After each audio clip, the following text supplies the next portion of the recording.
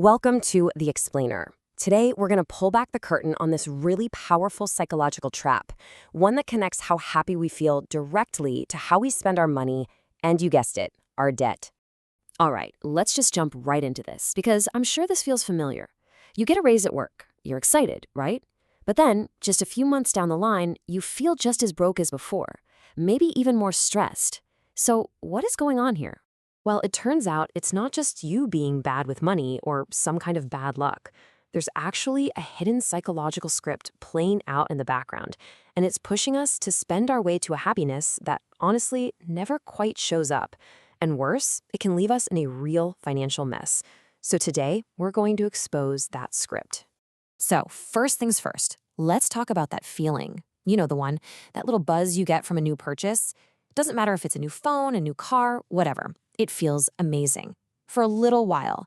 But why on earth doesn't that feeling last? You know, this quote from the author Ian McEwan just hits the nail on the head.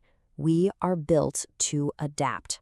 That incredible new thing that gave you so much joy, yeah, pretty soon it just becomes part of the furniture. It fades into the background of our lives. And this whole pattern, this cycle of excitement followed by, well, normal, it's so common that psychologists actually have a name for the engine that's driving all of this. Let's take a look at what's really going on under the hood.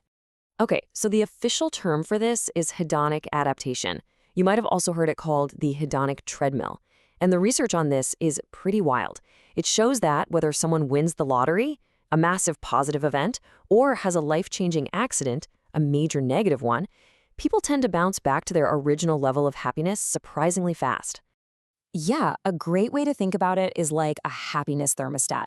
Big life events, and especially new purchases, they can crank the temperature up or down for a bit, but the system is always trying to get back to its default setting. That's your personal happiness set point.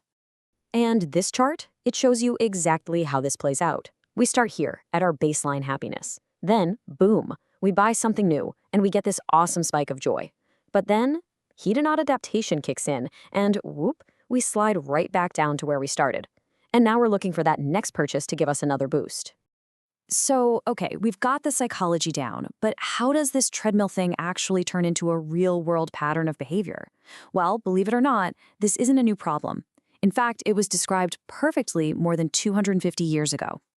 Our story starts back in 1765 with a French philosopher named Denis Diderot. Now, Diderot was a super smart guy, but he was also broke for most of his life. That all changed when the Empress of Russia bought his library. And suddenly, he had money, real money. And the very first thing he bought himself? A beautiful, magnificent scarlet robe. And that is where all his troubles started. So, he absolutely loved this robe. But there was a problem. It was so nice, so elegant, that it made everything else he owned look, well, kind of junky. His old straw chair, his worn-out rug, his simple little desk, they just didn't belong in the same room as the robe anymore. So what did he do? He started upgrading everything. And that is the Diderot Effect. See, one new purchase rarely ever stands on its own. It's like it creates a gravitational pull for other purchases. You buy a new suit and suddenly you realize you need new shoes and a new tie to go with it. You get a fancy new TV and now your old TV stand looks terrible. Each purchase just drags another one along with it. Okay, so let's recap. We've got this psychological engine, the hedonic treadmill, that always brings our happiness back to baseline. And we've got this behavioral pattern, the Diderot Effect, where one purchase leads to a whole spiral of consumption. So what happens when these two powerful forces crash right into modern personal finance? Well, this is the scary part, because in the 21st century, Diderot's spending spree isn't fueled by a one-time payment from an empress. Nope. For us, it's fueled by revolving credit. We're talking about credit cards, unsecured debt that often comes with some of the highest interest rates in the entire industry.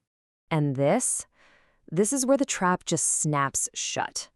That little 5% raise you got, the one that gave you that temporary happiness boost, it stands absolutely no chance against the brutal, unforgiving math of a 22% interest rate compounding against you month after month after month. The financial pain just completely crushes that fleeting emotional high. And there you have it. This is what we call the hedonic debt trap. It's this vicious cycle where our totally natural desire to find happiness through new things, combined with our tendency to let one purchase snowball into many, drives us straight into high-interest debt that, ironically, makes us less secure and ultimately less happy. But, and this is the most important part of this whole explainer, it's not hopeless. By actually understanding how the trap is built, by seeing the treadmill and the consumption spiral for what they are, we can start to design a way out. Okay, strategy number 1, we can short-circuit the Diderot Effect. The writer James Clear has some great tips here, like reduce your exposure to the things that make you want to buy stuff in the first place, unsubscribe from all those marketing emails, set hard limits on your spending, and this is a big one. Just because you want something doesn't mean you have to act on it. Wanting is an option, not an order. And strategy number 2 is even bigger. We can get off that hedonic treadmill for good. Research from positive psychology is super clear on this. Lasting, sustainable happiness doesn't come from buying more stuff. It comes from doing certain things intentionally. Things like practicing gratitude for what you already have, investing time in your relationships, and prioritizing experiences over material possessions. These are all proven ways to actually raise your happiness baseline, and they don't have to cost a thing. So I want to leave you with one final thought, and it comes from the man who started this whole mess, Denis Diderot himself. After his whole spiral of consumption, he wrote that poverty has its freedoms, opulence has its obstacles. The very things he thought would bring him joy ended up trapping him. It's just a powerful reminder that real freedom isn't about what we own. So the question for all of us is, can we learn his lesson without having to buy the expensive scarlet robe first?